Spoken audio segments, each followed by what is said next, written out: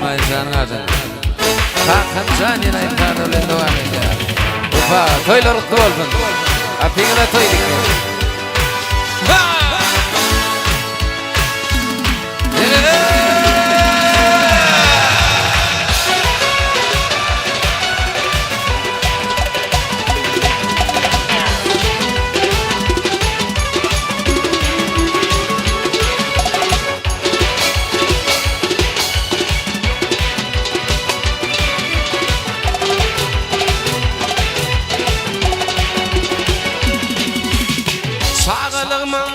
Baktın bana duydurdun, hem ilmi hem dünyanı söydürdün. Ödün giymen giydirdin. Arkamdaki belin dağım kalkımcan.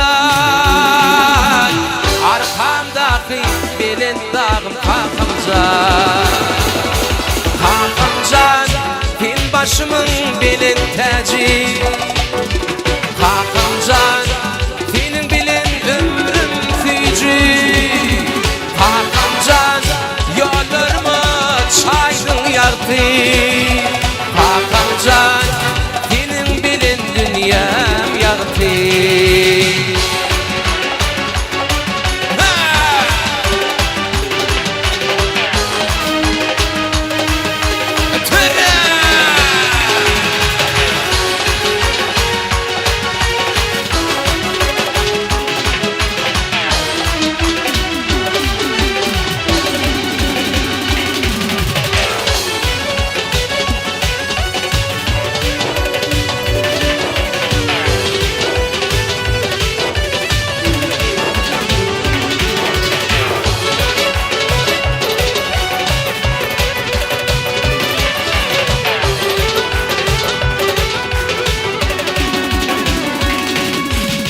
Yıktırmadın menin için gönlümü.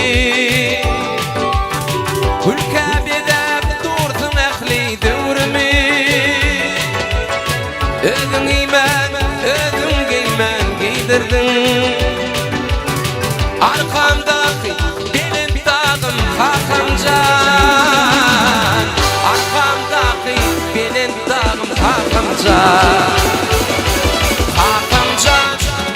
Başımın belin tacı. Hakancan senin bilin ömrüm fücü. Hakancan yollarımı çaydın yaktı. Hakancan senin bilin dünyam yaktı.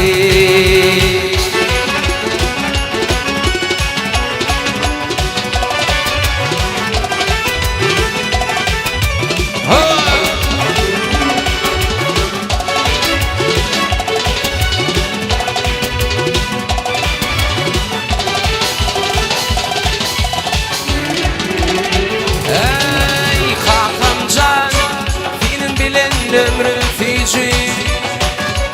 Hakancan yollarımı çaydın yaktı.